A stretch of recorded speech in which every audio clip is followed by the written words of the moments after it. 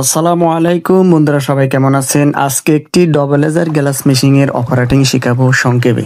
যারা গ্লাস ইন্ডাস্ট্রিতে কাজ করেন তারা চিনবেন এই মেশিনটির নাম ডবল এজার গ্লাস মেশিন। এই মেশিং এর কাজ হলো একসাথে দুটি সাইড গ্লাসের হাফ করা হয়। বিভিন্ন ধরনের গ্লাস 5 মিলি, 6 মিলি, 8 মিলি, 10 মিলি যত বড় বড় গ্লাস বিল্ডিং এ লাগানো হয়। সব ধরনের গ্লাসগুলো মেশিনে কাটার পর চারপাশে দাঁড় থেকে যায়, হাত কেটে যাওয়ার সম্ভাবনা থাকে। তাই এই ডবল লেজার মেশিনটার কাজ হলো একসাথে দুপাশ গ্লাসের দাঁড় কেটে দেওয়া হয়। তো বন্ধুরা দেখতে থাকুন ভিডিওটি, আর চ্যানেলটি যারা সাবস্ক্রাইব করেননি প্লিজ একটা সাবস্ক্রাইব করে দিবেন। প্রথমে একটি গ্লাস নিয়ে গ্লাসের দুই পাশ মেপে নিতে হবে কতটুক সাইজ আছে। তারপর ওই গ্লাসের সাইজটা 5 মিলি কম করে মেশিনের ডিসপ্লেতে দিতে হবে। এরপর মেশিনের অপারেটিং ডিসপ্লেতে স্টার্ট বাটনে প্রেস করতে হবে। স্টার্ট বাটনে পুশ করার পর মেশিনটি স্টার্ট হবে, সবগুলো মোটর রানিং হবে। তারপর আপনি গ্লাসটিকে মেশিনের ভিতরে দিয়ে দিতে হবে।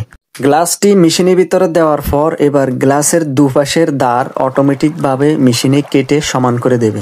গ্লাসটি যখন মোটরে কাটতে শুরু করবে তারপর দেখতে হবে কোন মোটরে কত এম্পিয়ার নিতেছে।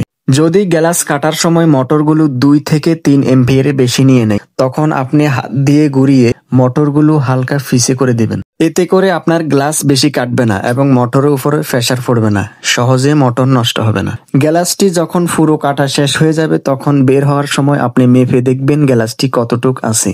মেশিনের ডিসপ্লের সাইজ অনুযায়ী গ্লাসটি বরাবর আছে কিনা সেটা মেপে দেখবেন। ডিসপ্লের সাইজ অনুযায়ী গ্লাসটি যদি না কাটে তাহলে আপনি আবারও গ্লাসটি মেশিনের ভিতরে দিয়ে কাটতে পারেন। এতে করে আপনার গ্লাসের কোনো সমস্যা হবে না। বন্ধুরা আশা করি বুঝতে পেরেছেন আজকের সংক্ষেপ অপারেটিং। আর গ্লাস মাটি দিয়ে কিভাবে তৈরি করা হয় আপনারা যদি না দেখে থাকেন তাহলে এই ভিডিওর প্রথম কমেন্টে লিংক দেওয়া আছে, দেখে নেবেন। পরবর্তী ভিডিওতে অন্য আরেকটি মেশিনের অপারেটিং নিয়ে আসবো। আরেকটি ভিডিওর অপেক্ষায় থাকা পর্যন্ত সবাই ভালো থাকবেন, সুস্থ থাকবেন। আল্লাহ হাফেজ।